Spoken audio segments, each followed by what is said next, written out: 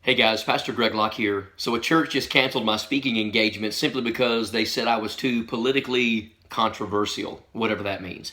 You see, we've been lied to in America, and we believe that pastors and preachers don't have a voice, and they've been backed into a corner of silence, and that because we've bowed down to the golden idol of our 501c3 status, which, by the way, we do not violate by speaking out, we have this idea that we are not able to be part of the process or to allow the people that follow us to have a voice and be part of that process.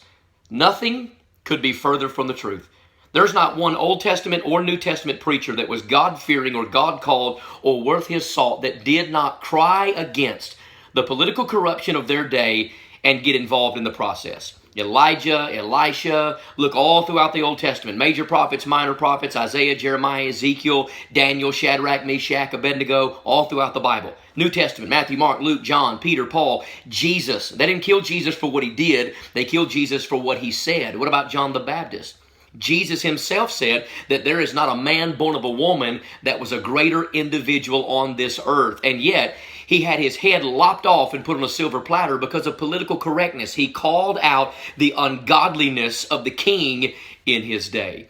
And I am convinced that churches and preachers have bowed down, rolled over, and silenced themselves because we are afraid. Do you know why they want us to be afraid? Because we have the biggest national voice in the United States of America. Over 17 million evangelical Bible-believing Christians stayed home in the last two elections. They know that we can have in office anybody that we want to, and they're afraid that we're going to use our platforms of truth to begin to talk about politics, which does not violate the Constitution, because separation of church and state is nowhere to be found in that document whatsoever. We do have a voice. We should use that voice. I believe that preachers should call the church to pray. Pray for God's wisdom, pray for God's discernment and leadership, and then pray for courage and boldness to get up and to go out to the polls and to vote, because that is our God-given responsibility. There are countries that literally put their lives on the line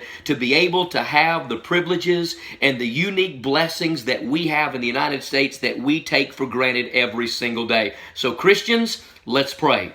Christians, let's vote. And preachers, let's allow our voices to be heard. People are watching us, listening to us, and following us, and we should harness that power and authority and use it wisely. Let's lift the vote, let's get out, and let's allow God to be well known in the United States of America once again.